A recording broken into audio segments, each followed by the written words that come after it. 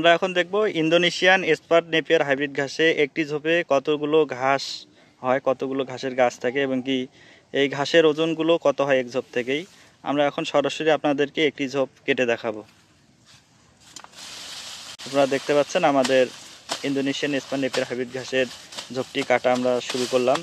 ইনশাল্লাহ দেখা যাক কতগুলো গাছ আমরা পাই।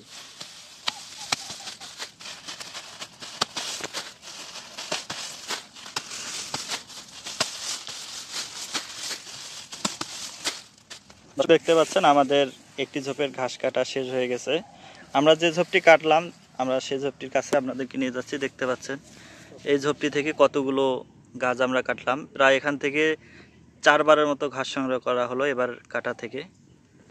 প্রায় আমাদের এখানে ঘাস হতে পারে 80 থেকে 90টি। দেখতে পাচ্ছেন যা অন্যান্য ঘাসে আপনি ঝোপের মধ্যে এতগুলো ঘাস পাবেন না, সেখানে স্পার নেপিয়ারে আমরা পেলাম 80 থেকে 90টি ঘাস, যার ওজন প্রায় সর্বনিম্ন হলো 15 কেজি হবে এবং কি সর্বোচ্চ 20 কেজির মতো ঘাস হবে। আমরা দেখাচ্ছি আপনাদেরকে এক ঝোপ থেকে কতগুলো ঘাস পেলাম।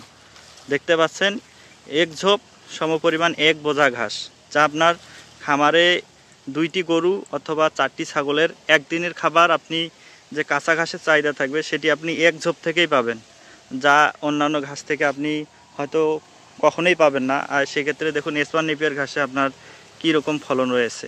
একটা ঝোপ কাটার ফলেই দেখুন একটা ঝোপে কী পরিমাণে ঘাস আসছে।